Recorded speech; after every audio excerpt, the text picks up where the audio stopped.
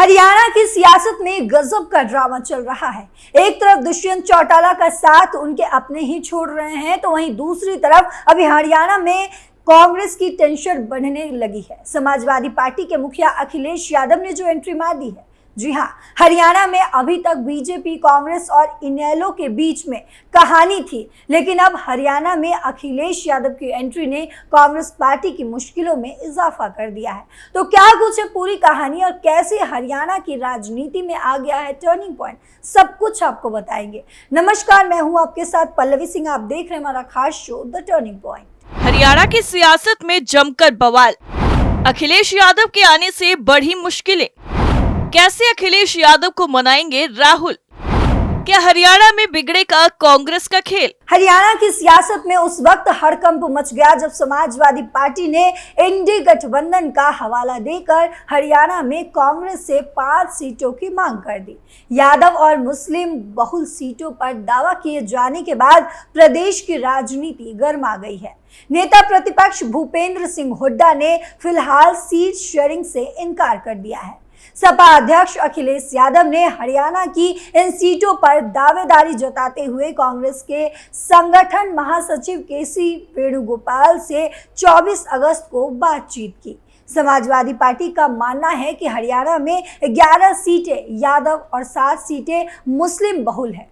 सपा ने इनमें से 5 सीटें चिन्हित की हैं जिन पर वे चुनाव लड़ना चाहती हैं। अखिलेश यादव ने हरियाणा की इन सीटों पर दावेदारी इस संबंध में की है क्योंकि यूपी में विधानसभा की 10 सीटों पर होने वाले उपचुनाव में कांग्रेस ने कुछ सीटें मांगी हैं। कांग्रेस के केंद्रीय नेतृत्व में अभी अखिलेश यादव की मांग पर कोई निर्णय नहीं लिया गया है। भूपेंद्र हुड्डा ने कहा कि आम आदमी पार्टी और समाजवादी पार्टी दोनों केंद्रीय स्तर पर कांग्रेस के साथ इंडी गठबंधन का हिस्सा है। हरियाणा में राज्य स्तर पर ऐसा कोई गठबंधन नहीं है। ऐसे में कांग्रेस राज्य में ना तो आम आदमी पार्टी से कोई गठबंधन करेगी और ना ही समाजवादी पार्टी से कोई सीट देने की चर्चा है। लोकसभा चुनाव में कांग्रेस ने किया था बेहतर प्रदर्शन। आपको बता दें कि साल 2024 लोकसभा चुनाव में भाजपा ने 46.11% और कांग्रेस ने 43.67% वोट हासिल किए थे। कांग्रेस ने 10 लोकसभा सीटों में से 9 पर चुनाव लड़ा था। कुरुक्षेत्र सीट सहयोगी दल आम आदमी पार्टी को दे दी थी। आप कुरुक्षेत्र सीट जीत नहीं पाए, लेकिन यहां पर 4 विधानसभा सीटों पर जीत हासिल करते हुए पूरे राज्य में 3.94% मत हासिल किए गए। लोकसभा चुनाव में भाजपा ने 44 विधानसभा सीटों पर बढ़त बनाई थी, जबकि 5 लोकसभा सीट जीतने वाली कांग्रेस को 42 सीटों पर बढ़त मिली थी। एनडीए को वहीं 5 लोकसभा सीटों पर जीत मिली थी। और वहीं दूसरी तरफ चौटाला परिवार की सियासत पर भी खतरा मंडराने लगा है। वो कैसे, चलिए आपको बताते हैं। चौटाला परिवार की सियासत पर गहराया संकट। हरियाणा की सियासत के ताऊ चौधरी देवीलाल की विरासत संभाल रहे चौटाला परिवार की एक समय में तूती बोलती थी। चौटाला परिवार के बिना राज्य की सियासत अधूरी है, ऐसा माना जाता है। सिरसा के गांव तेजा खेड़ा में जन्मे चौधरी देवीलाल का हरियाणा की सियासत में ऊंचा स्थान रहा है। चौधरी देवीलाल देश के उप प्रधानमंत्री भी बने और उनकी सियासी विरासत को ओम प्रकाश चौटाला ने आगे बढ़ाया, जो हरियाणा के सीएम रहे हैं। और देवीलाल के नाम की बदौलत उनकी चौथी पीढ़ी भले ही राजनीति में ना हो, लेकिन अब न सियासत के किंग रहे और ना ही किंग मेकर। अब तो चौटाला परिवार को विधानसभा चुनाव में अपने सियासी वजूद को बचाने रखने की सबसे बड़ी चुनौती है। आजादी के बाद 1952 में हुए पहले लोकसभा चुनाव में चौधरी देवीलाल विधायक बने। इसके बाद सियासत में मुड़कर पीछे नहीं देखा। विधानसभा पहुंचकर उन्होंने भाषा के आधार पर अलग हरियाणा राज्य की मांग उठाई। पंजाब से हरियाणा बनने के बाद उनकी मुख्यमंत्री बंसीलाल से खटपट हो गई। मतभेद इतने गहरे हो गए कि 1968 के मध्यावधि चुनाव में कांग्रेस ने देवीलाल को टिकट ही नहीं दिया। देवीलाल का कांग्रेस से मोह भंग हो गया और 1971 में उन्होंने कांग्रेस से त्याग पत्र दे दिया। इसके बाद आपातकाल के दौर में सक्रिय हुए और जनता पार्टी के हरियाणा में सबसे बड़े नेता बनकर उभरे। देवीलाल ने हरियाणा की सियासत में ऐसी जड़ें जमाई कि 1977 और फिर 1987 में हरियाणा के मुख्यमंत्री बने। इसके बाद वीपी सिंह और चंद्रशेखर की सरकार में उप प्रधानमंत्री रहे। देवीलाल के 4 बेटे हुए, ओम प्रकाश चौटाला, रणजीत सिंह, प्रताप सिंह और जगदीश सिंह। इस तरह देवीलाल की सियासी वारिस बनकर ओम प्रकाश चौटाला उभरा। ओम प्रकाश चौटाला 5 बार, जी हाँ 5 बार हरियाणा के मुख्यमंत्री बने। बेसिक टीचर भर्ती घोटाले में घिरे जाने के बाद ओम प्रकाश चौटाला के सियासत पर संकट मंडराने लगा और वो गहरा ही होता चला गया।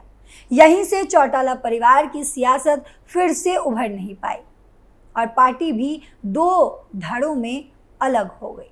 हालांकि चौटाला परिवार में उसी समय दरार पड़ गई थी जब ओम प्रकाश चौटाला सियासत में आए थे। चौटाला बनाम चौटाला परिवार। चौधरी देवीलाल ने अपना सियासी वारिस ओम प्रकाश चौटाला को चुना तो उनके बेटे रणजीत चौटाला ने दूसरी तरफ चले गए, यानी कि दूरी उनसे बना ली। इसके बाद रणजीत चौटाला ने अपने पिता की लोक दल से किनारा कर लिया और कांग्रेस में शामिल हो गए। सिरसा की रानिया विधानसभा क्षेत्र उनकी कर्म भूमि बनी रही। कांग्रेस से लेकर आजाद उम्मीदवार के तौर पर जीत दर्ज की और 2019 में उन्होंने निर्दलीय विधायक बनने के बाद हरियाणा की बीजेपी सरकार को समर्थन देकर मंत्री बन गए। लेकिन अब उन्हें अपने सियासी वजूद की चिंता सता रही है। रणजीत चौटाला 2024 में सिरसा सीट से बीजेपी के टिकट पर चुनाव लड़े, लेकिन जीत हासिल नहीं हो सकी। अब उनकी सीट रानिया सीट से गोपाल कांडा के भाई अपने बेटे को चुनाव लड़ाना चाहते हैं, जिसकी घोषणा भी कर दी गई है। ऐसे में रणजीत के लिए कशमकश की स्थिति बनी हुई है और बीजेपी से बागी हो चुके हैं। इस बार निर्दलीय चुनाव मैदान में उतरने हैं तो उन्हें अपनी जीत के लिए कड़ी मशक्कत भी करनी पड़ेगी। चौटाला की पार्टी 2 धड़ों में बटी। ओम प्रकाश चौटाला ने अपने बेटे अजय चौटाला और अभय चौटाला को आगे बढ़ाया, लेकिन 2019 में इनेलो उनके दोनों ही बेटों में बट गए। चौटाला के बड़े बेटे हैं अजय चौटाला ने अपने बेटे दुष्यंत चौटाला के साथ मिलकर अलग जनता जननायक पार्टी बना ली। 2019 के विधानसभा चुनाव में जेजेपी 10 सीटें जीतने में कामयाब रही। इसके बदौलत दुष्यंत चौटाला ने बीजेपी को समर्थन देकर डिप्टी सीएम बने, लेकिन 5 साल के बाद जेजेपी के 10 में 7 विधायक पार्टी छोड़ चुके थे। इस बार जेजेपी के लिए अपने सियासी वजूद को बचाए रखने का चुनाव है, जिसके लिए अजय से लेकर दुष्यंत चौटाला तक मोर्चा खोल रखे हैं। इसके बावजूद मुश्किलें कम होने का नाम नहीं ले रही। ऐसे में देखना यह होगा कि जेजेपी विधानसभा चुनाव में क्या अपना सियासी वजूद बचाए रखने में कामयाब हो पाएगी। इनेलो का बसपा से गठबंधन। ओम प्रकाश चौटाला ने अपनी राजनीतिक विरासत छोटे बेटे अभय चौटाला को सौंप दी है। वो इनेलो के राष्ट्रीय महासचिव हैं। उन्होंने अपने सियासी करियर की शुरुआत चौटाला गांव से ही की और उप सरपंच का चुनाव जीता। 2000 में वे सिरसा की रोड़ी सीट से विधायक चुने गए। इसके बाद 2009, 2014 और 2021 में विधायक चुने गए। इनेलो को 2 धड़ों में बट जाने के चलते अभय चौटाला के लिए अपने सियासी वजूद को बचाए रखने की चुनौती खड़ी हो गई है। पिछले विधानसभा चुनाव में इनेलो से सिर्फ अभय चौटाला ही जीतने में सफल रहे थे और 2024 में विधानसभा चुनाव में बसपा के साथ मिलकर किस्मत आजमा रहे हैं। अभय चौटाला ने हरियाणा में दलित और जाट समीकरण बनाकर चुनावी मैदान में उतरे हैं, लेकिन कांग्रेस और बीजेपी के बीच सीधी लड़ाई बनती दिख रही है। ऐसे में अभय चौटाला के लिए खुद को साबित करने की ही नहीं, बल्कि चौटाला परिवार की, पूरी परिवार की सियासी विरासत को बचाए रखने की भी चुनौती खड़ी हो गई है। अभय चौटाला की पत्नी कांता चौटाला भी राजनीति में उतर आई हैं। अपने पति के साथ कदम से कदम मिलाकर वे पार्टी की नीतियों का प्रचार करती हैं। ऐसे में देखना यह होगा कि अभय चौटाला इस बार क्या सियासी गुल खिला पाएंगे। आदित्य का बीजेपी के टिकट पर चुनाव लड़ना लगभग तय। अभय चौटाला के चचेरे भाई आदित्य चौटाला भी विधायक बने। देवीलाल के बेटे जगदीश चौटाला फिलहाल राजनीति से दूर रहे, लेकिन उनके बेटे आदित्य बीजेपी से जुड़े हैं। 2016 में उन्होंने अभय की पत्नी कांता चौटाला को जिला परिषद चुनाव में हराया था। 2019 में डबवाली विधानसभा क्षेत्र से बीजेपी के टिकट पर चुनाव लड़ा, लेकिन उन्हें हार मिली। बीजेपी के प्रति उनकी सेवा को देखते हुए मनोहर सरकार ने उन्हें Haryana state agriculture marketing board की चेयरमैन नियुक्त कर दिया।